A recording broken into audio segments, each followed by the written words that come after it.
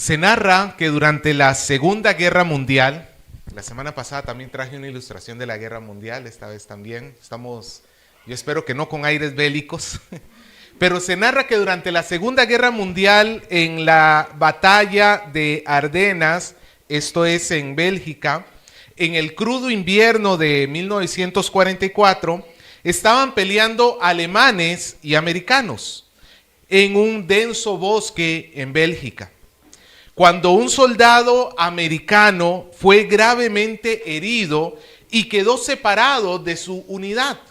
Imagínense lo que sería eso.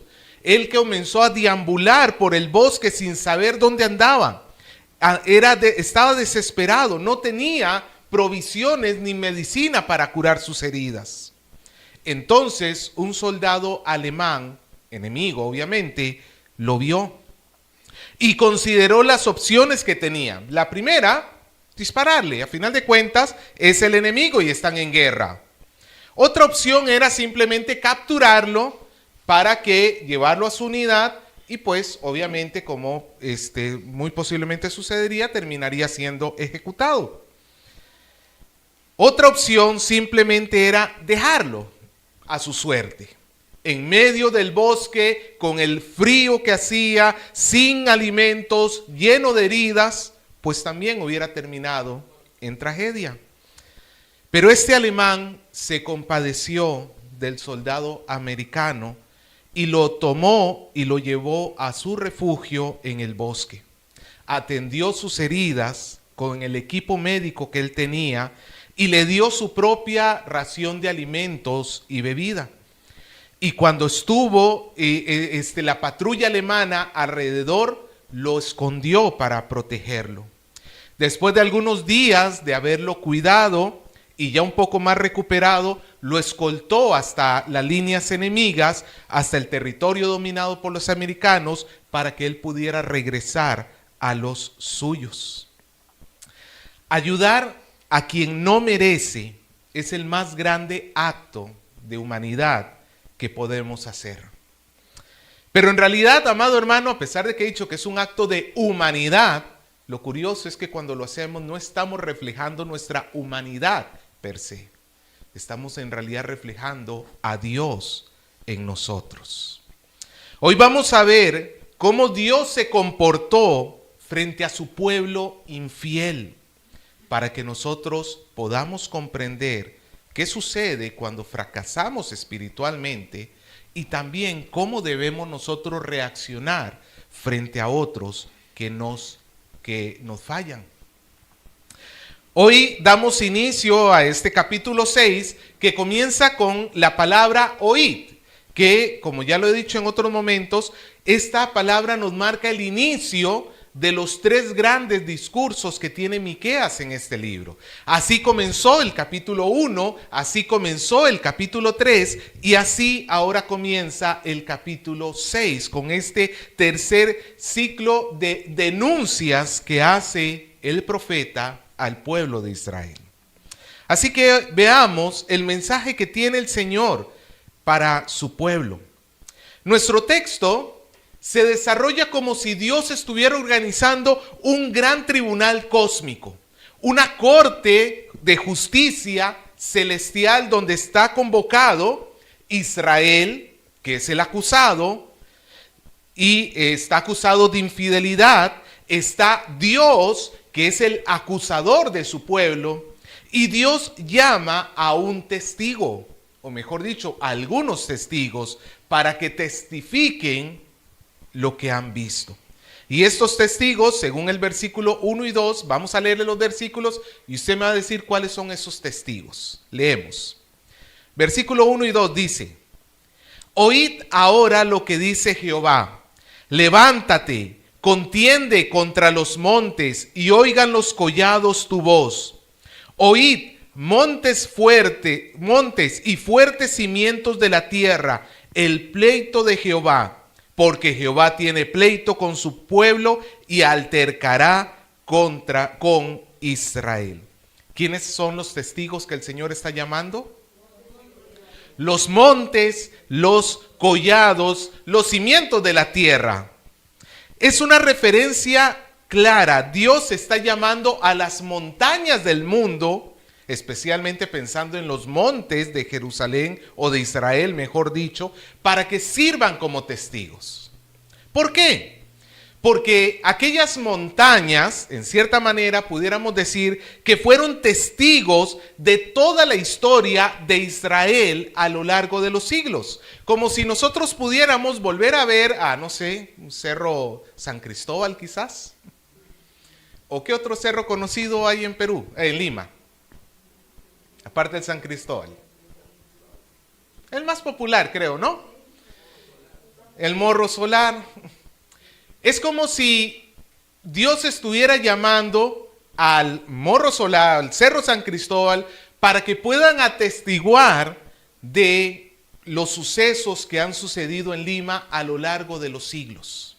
¿Esas montañas estaban aquí cuando llegaron los españoles? Sí, incluso estaban acá muchísimo antes que ellos llegaran. Han podido atestiguar cómo, en cierta manera, obviamente usted mira, pero pastor, los montes no ven, no tienen conciencia, son seres inanimados.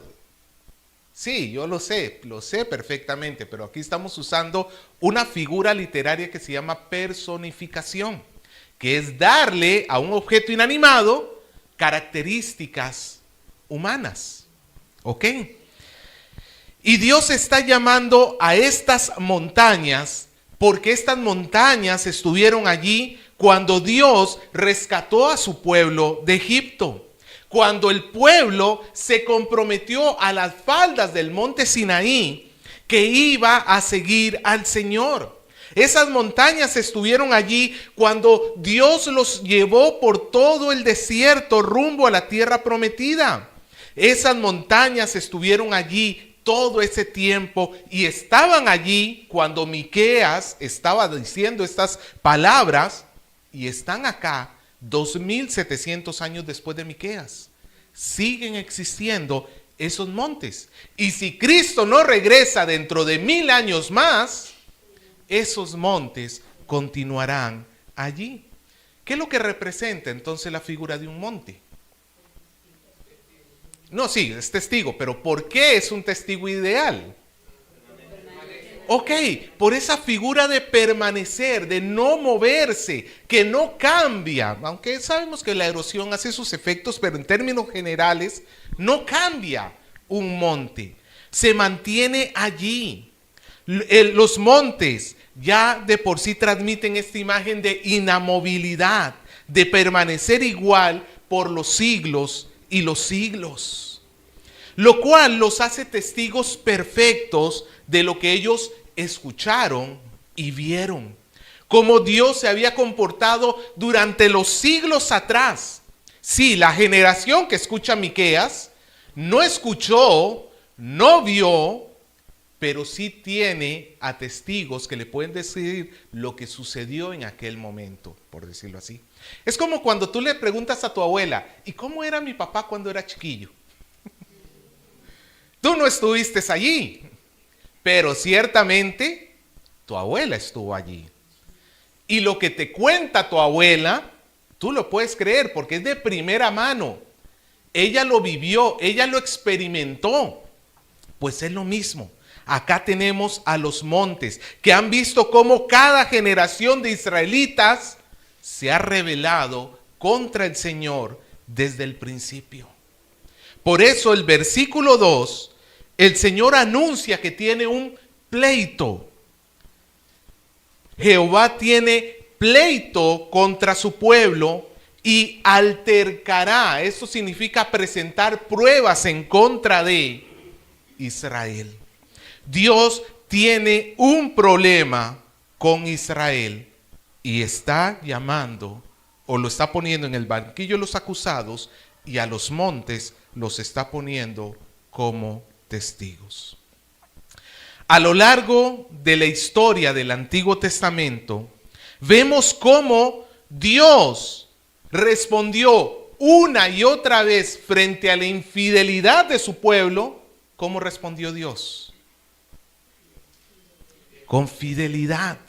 Dios tuvo misericordia de su pueblo, Pero a estas alturas, la paciencia de Dios ha llegado a un punto límite.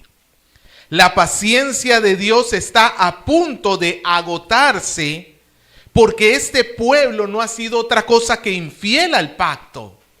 Por eso Dios lo pone en el banco de los acusados a Israel y comienza a presentar su reclamo. El reclamo es todo el capítulo 6. Hoy nada más estamos viendo hasta el versículo 5.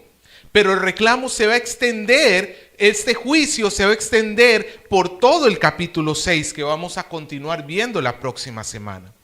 Pero comencemos viendo el discurso de nuestro Señor que comienza desde el versículo 3. ¿Cómo comienza el versículo 3? Esas palabras, pueblo mío, es unas palabras desgarradoras por parte del Señor. Dios no está hablando con Egipto. Dios no está hablando con los babilonios, no está hablando con los incas. Dios está, bueno, no sé si los incas existían en ese momento, con ninguna otra civilización.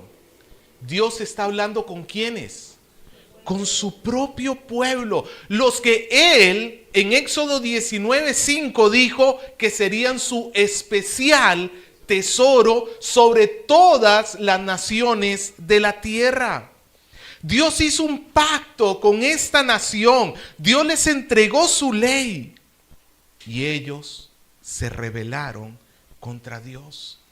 No existe ninguna otra nación que haya tenido tal privilegio como lo tuvo el Israel del Antiguo Testamento. Eran únicos ante los ojos del Señor. Por eso el Señor los llama pueblo mío. Y esto hace que la traición sea mucho más grave. Que el de las papas se quede con tu vuelto y no te lo regrese es una cosa. Que te lo haga tu hijo es otra cosa. ¿Dónde duele más? Cuando los pueblos paganos actúan en infidelidad, haciendo lo que a Dios no le desagrada, a lo que a Dios le desagrada, esos pueblos están actuando en su ignorancia. Ellos no conocen al Señor, pero Israel está pecando deliberadamente. Están en una situación de pacto y se están rebelando contra Dios. ¿Les suena parecido a algunas veces en nuestra vida? El Señor continúa con su alegato, versículo 3. Pueblo mío, ¿qué te he hecho? ¿O en qué te he molestado? Respóndeme a mí. La pregunta del Señor no es que Él tenga duda. Esta no es una pregunta para ver, bueno, de repente sí les he fallado, quizás. No, esto se le llama una pregunta retórica, que significa que estás preguntando, pero no estás queriendo obtener información, estás más bien queriendo dar información. Lo que cuando el Señor les dice, ¿qué te he hecho? Es lo mismo que estar diciéndole, ¿yo cuándo les he hecho algo malo a ustedes? ¿Yo en qué momento los he defraudado? La respuesta está impresa en la misma pregunta. La respuesta es nunca. Y Dios espera con esta pregunta que el pueblo reflexione. ¿Qué daño han recibido por parte del Señor? Desde que Dios escogió en la antigüedad a Abraham, a Isaac y a Jacob. Les hizo el bien. Durante todo el tiempo que, por ejemplo, las 12 tribus de Israel entraron a Egipto y salieron de Egipto, Dios les hizo el bien. Mientras que ellos caminaban a la tierra prometida, Dios les hizo el bien.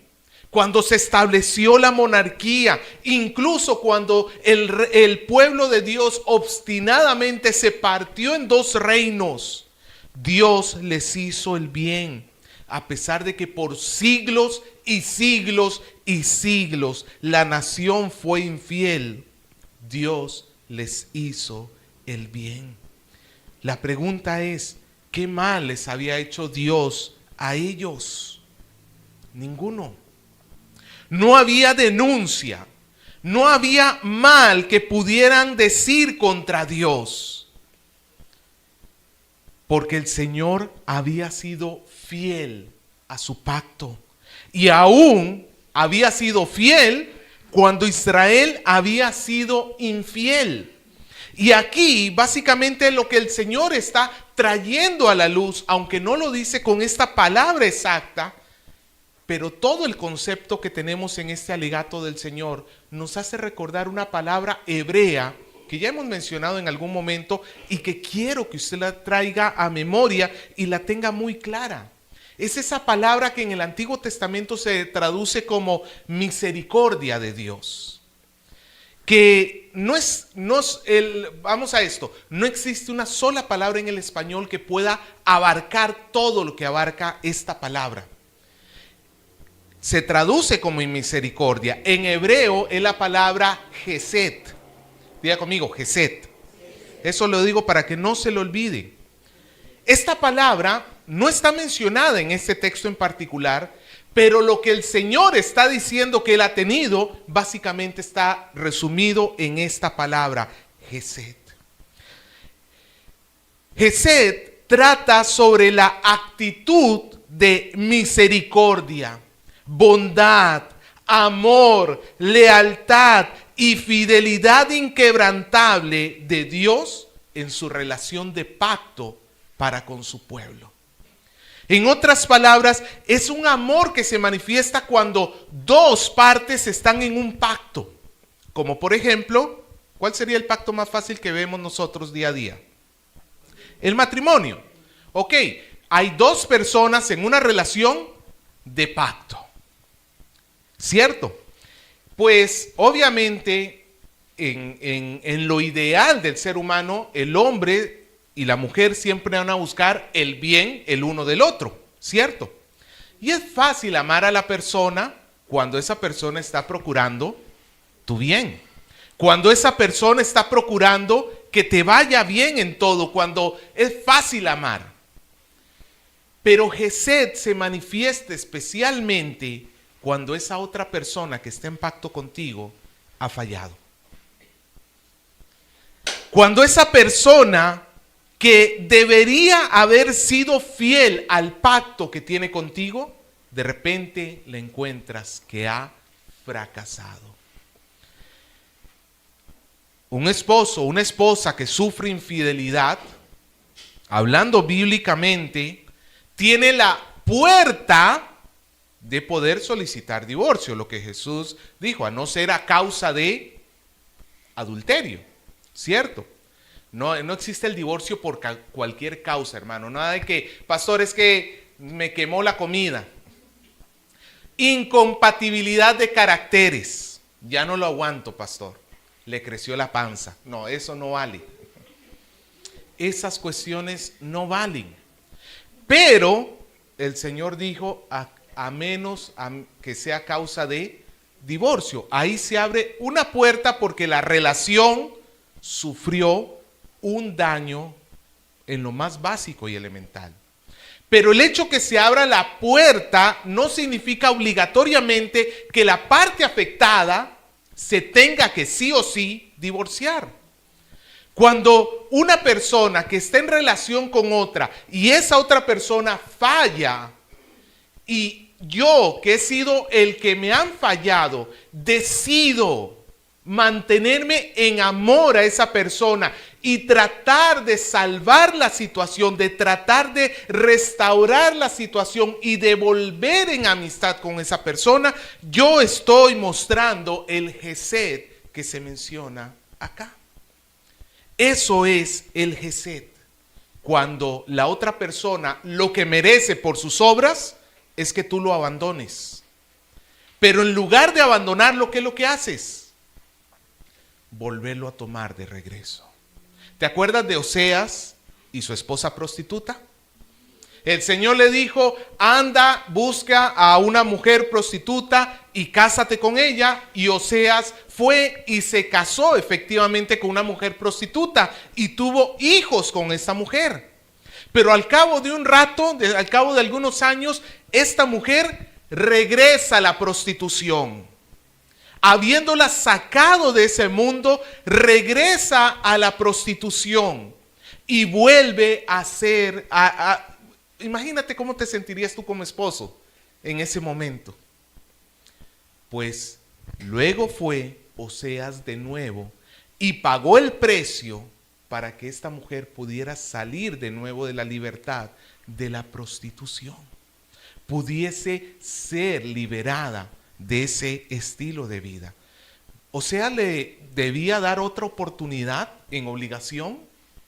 No, esta mujer se fue, lo abandonó, prefirió la vida de pecado en lugar de una vida a su costado. Pero Oseas fue y le volvió a hacer el bien cuando esa persona ya no lo merecía. Eso es el Gesed que tenemos acá.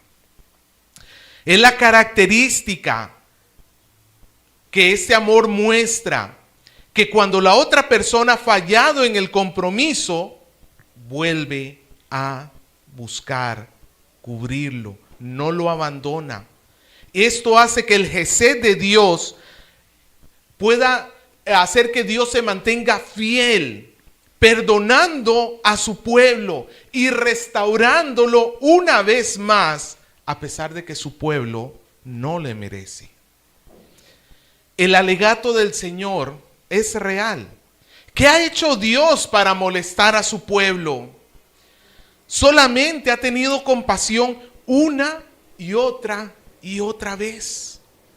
Ahora, lo que corresponde de forma natural es presentar las pruebas de que Dios ha tenido Gesed hacia su pueblo una y otra vez.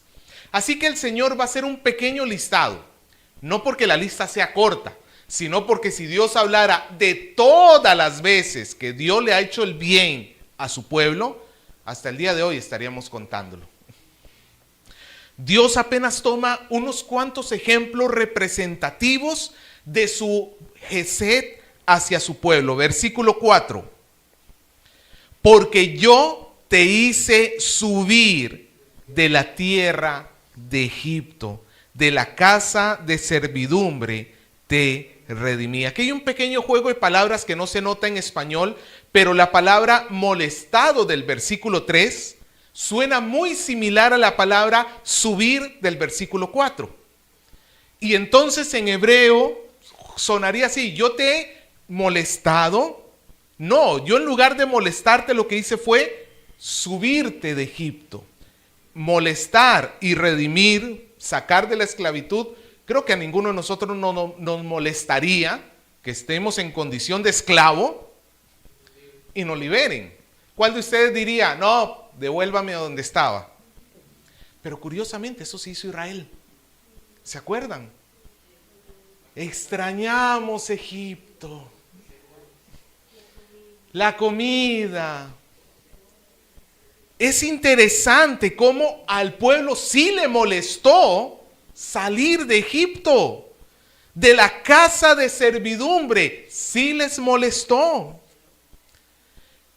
Conocemos la historia.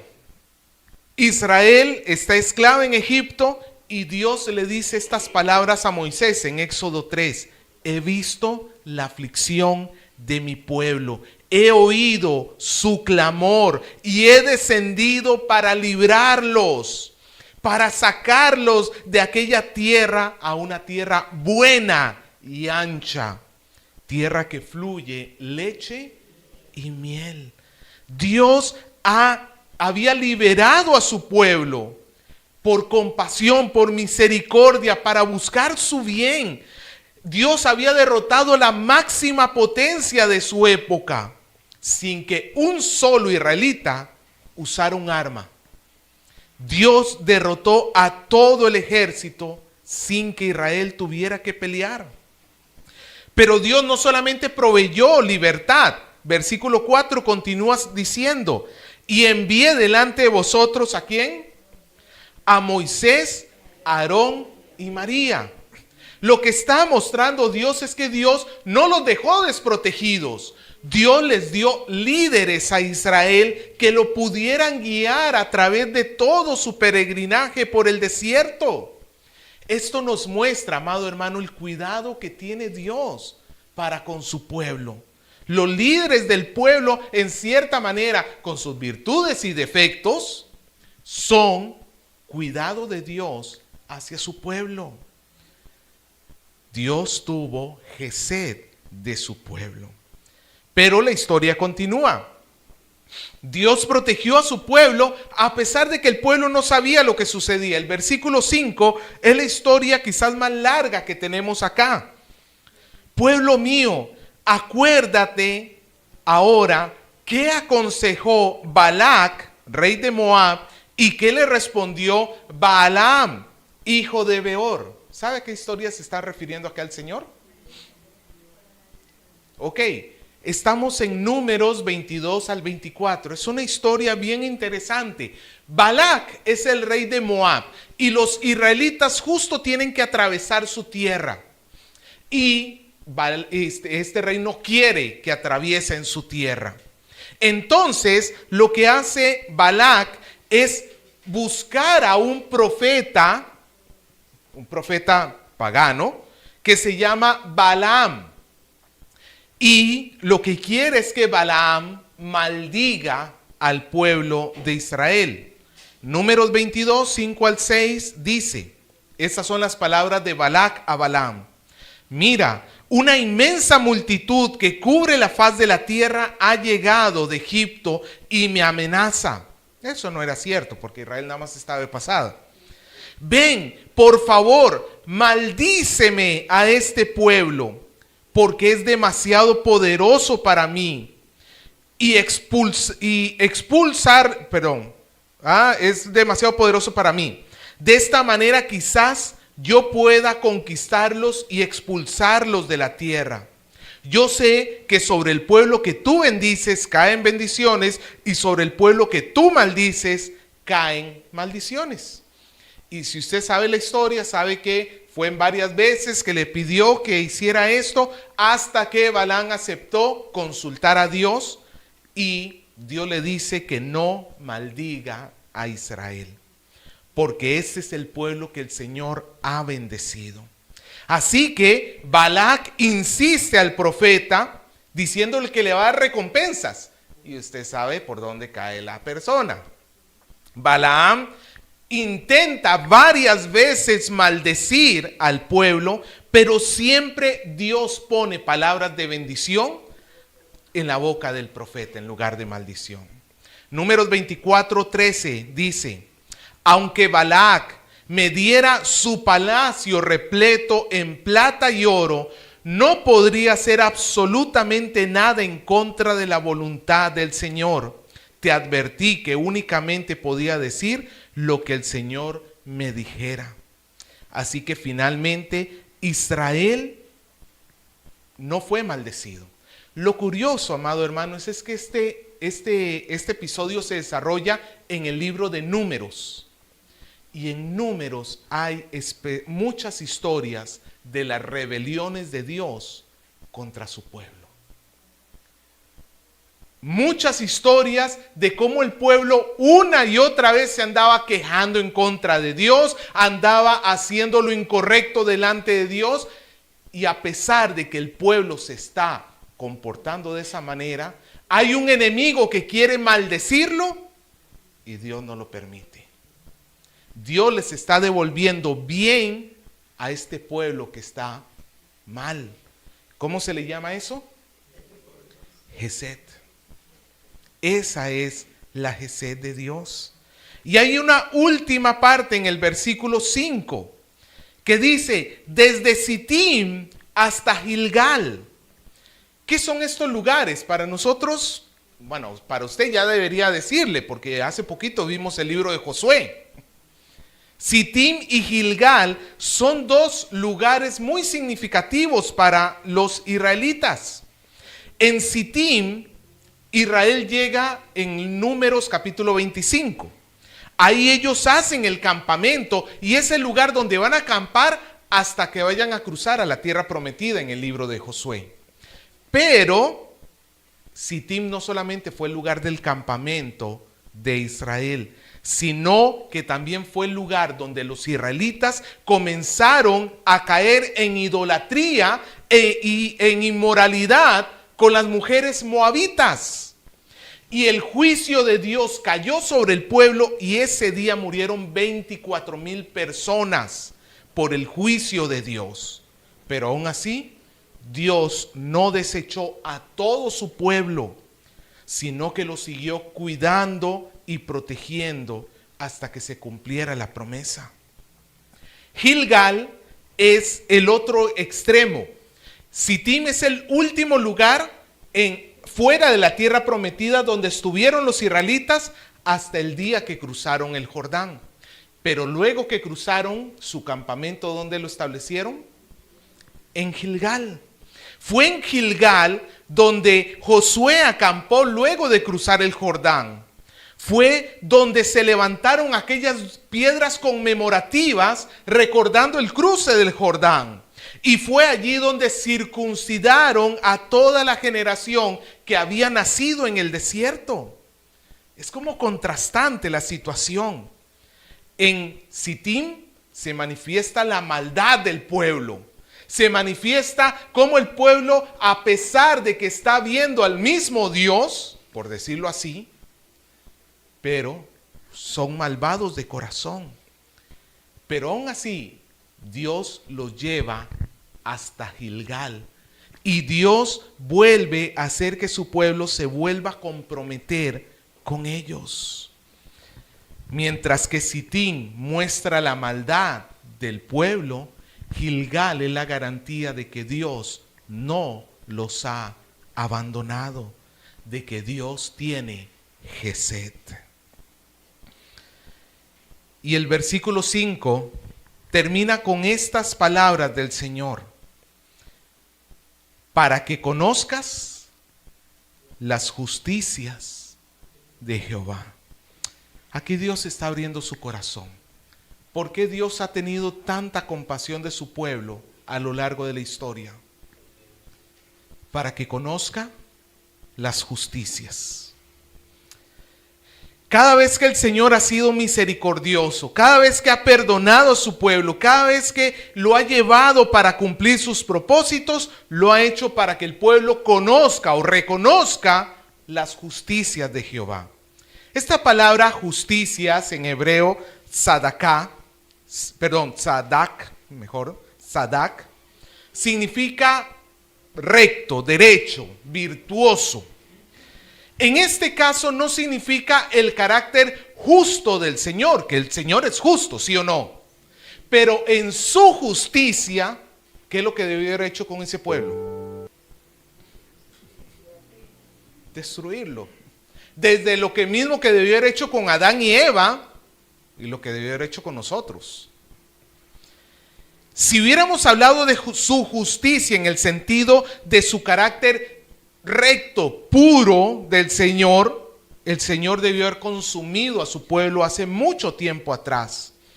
Pero acá justicia no tiene que ver tanto con ese carácter recto del Señor, sino tiene que ver más bien con su honradez, con su honestidad, con su sinceridad hacia su pueblo.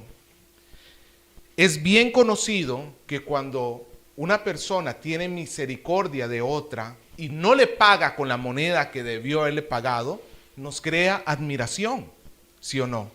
Podemos decir, esa persona de verdad es buena. A eso es a lo que se está refiriendo acá.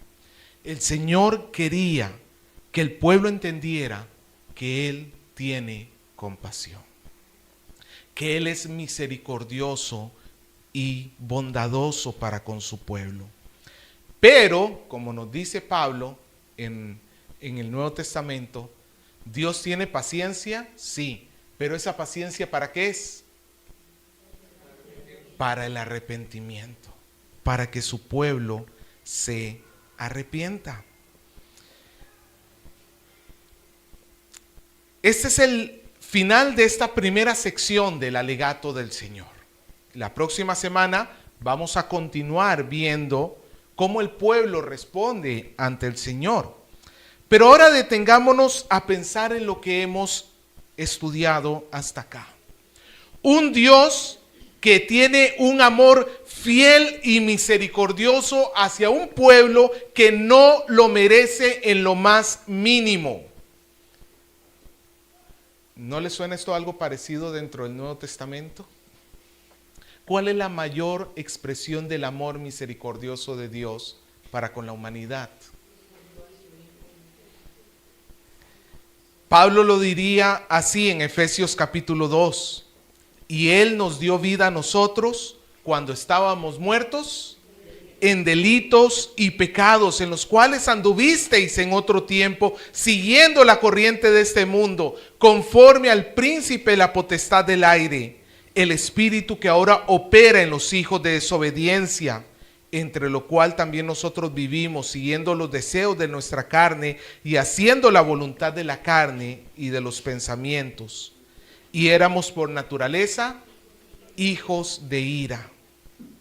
Pero Dios, que es rico en, sería el equivalente a esta palabra, Gesed. Dios, que es rico en este amor fiel hacia quien no lo merece, por su gran amor con que nos amó, estando aún muertos en delitos y pecados, Él nos dio vida juntamente con Cristo. Por gracia sois salvos. Y juntamente con Él nos resucitó y nos hizo sentar en los lugares celestiales con Cristo Jesús, para mostrar en los siglos venideros las abundantes riquezas de su gracia y de su bondad para con nosotros en Cristo Jesús. Porque por gracia sois salvos, por medio de la fe, y esto no de vosotros, pues es don de Dios. No por obras para que nadie se gloríe, porque somos hechura suya, creados en Cristo Jesús para buenas obras, las cuales Dios preparó de antemano para que anduviésemos en ellas. La mayor expresión del amor y misericordia de Dios hacia un pueblo que está caído, hacia un pueblo que es incapaz de levantarse, hacia un pueblo que no puede hacer nada por agradarle a Dios, es Cristo Jesús. Sin condicionarnos a obras, sin condicionarnos a primero mejora, primero muéstrame que tú quieres cambiar y entonces yo te perdono. Como a veces nosotros hacemos con los demás, ¿no es cierto? Primero muéstrame que vas a cambiar y luego pienso si te doy una segunda oportunidad. No, ¿cómo es el amor misericordioso de Dios? Es dar esa segunda oportunidad libremente, basado simplemente en el amor suyo que Él ha decidido tener por nosotros. Y su gracia llegó hasta lo sumo, en que nosotros no solamente fuimos perdonados, sino adoptados como sus hijos. Perdonados a tal punto que hemos llegado a recibir su espíritu como garantía de nuestra salvación. Esa es la increíble misericordia que el Señor extiende día a día. No solamente la extendió el día de tu conversión. Es que, amado hermano, esta misericordia, como diría David, me acompaña todos los días de mi vida.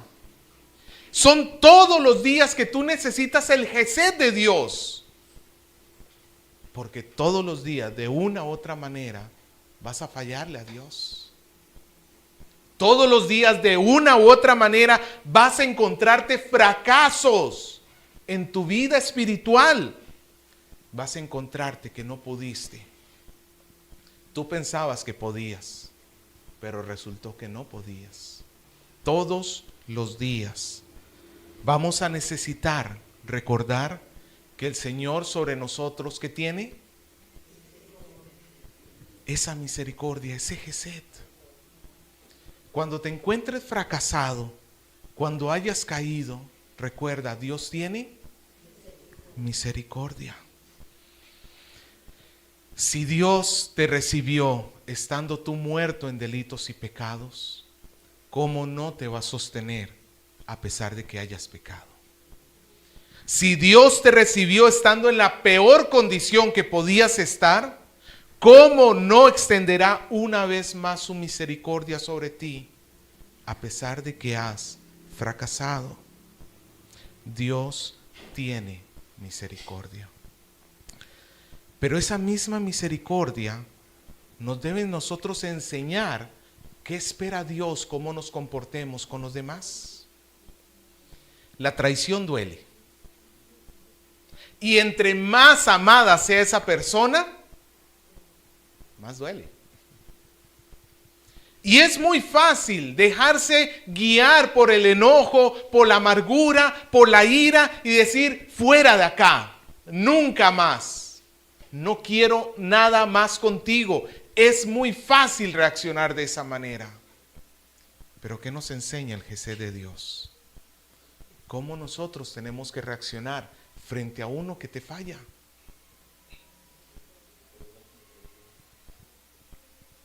Perdonándolo, dándole una nueva oportunidad. Es que, pastor, usted no sabe, es que llevamos tiempo así.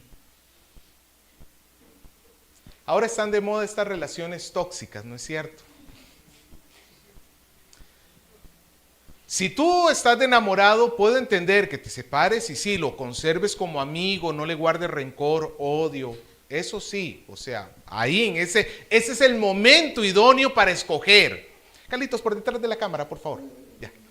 Ese es el momento idóneo para escoger. Cuando estás en el noviazgo, a los jóvenes acá, el noviazgo sirve para eso, para que tú puedas ver si esa persona que está a tu lado va a poder ser el compañero para el resto de tu vida. Para eso sirve el noviazgo. Pero ya una vez en el matrimonio, bajo el pacto matrimonial, vivimos en una sociedad donde le encanta tener abierta la puerta del divorcio. Es más, las tasas de divorcio están creciendo en la iglesia tan altas como en el mundo. Es increíble la cantidad de matrimonios cristianos que hablan del divorcio como si estuvieran hablando de ir a comprarse 5 papas a la esquina. Ya no tiene un valor, ya no tiene un peso. El pacto que hicieron ya no tiene, es un papel. Eso es un papel. No, no es un papel. Delante de los hombres quizás será un papel. Delante de Dios es un compromiso que has adquirido con Él. Pero pastor, yo no me casé por la iglesia. Eso no importa. El matrimonio es una institución de Dios. ¿Tú crees que Dios no valora el matrimonio de 2 hindúes? Claro que sí, están casados delante de Dios, aunque ellos no crean en Dios. Pero es que el matrimonio es una institución creada por Dios. Hombre y mujer, no importa su credo, que se unen delante de la sociedad, están haciendo un compromiso delante de Dios. Ahora, que el mundo se divorcie, se están comportando como lo que son. La pregunta es, ¿y qué pasa con nosotros los cristianos? ¿Por qué no queremos extender la misericordia que Dios ha extendido con nosotros?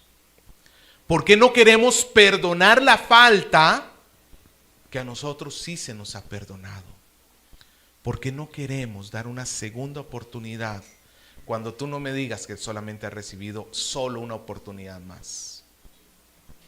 ¿Te acuerdas de aquella parábola del deudor gigante? No que fuera un deudor muy alto, sino de aquel hombre que le debía tal cantidad de dinero que era imposible pagar al rey. Y el rey, viéndole con misericordia, le perdona la deuda. Y saliendo nomás de delante de la presencia del rey, encuentra a su compañero que le debe un poco de dinero. Y como no puede pagarlo, lo manda a la cárcel. ¿Quién nos da a nosotros derecho a no mostrar el gesed que nosotros hemos recibido. Recuerda esto, amado hermano. En cualquier relación, sea con un amigo, sea con un compañero de trabajo, sea con tu jefe, sea con quien sea, lo que debe regir nuestra forma de pensar es gesed. Voy a ser con esta persona como Dios ha sido conmigo. Es que no se lo merece, pastor. Tú tampoco. Si fuera por merecimiento, ninguno de nosotros clasifica. No es que voy a esperar a que cambie. Si cambia, nuevamente, Dios no esperó a que cambiaras. Es más, porque Dios tuvo misericordia, es que tú cambiaste. Y no quiero decir con esto que si tú le tienes misericordia a alguien, esa persona sí o sí va a cambiar. Puede ser que nunca cambie. Pero eso no debe impedir que tú tengas misericordia. Que tú le busques el bien a los que te hayan buscado el mal. Que tú perdones. Amado hermano, el alegato de Dios no solamente es para conocer a Dios, también nos sirve para aprender cómo debemos vivir nosotros. Y yo estoy seguro que todos nosotros podemos pensar en una persona que necesitamos aprenderle a tener gesed.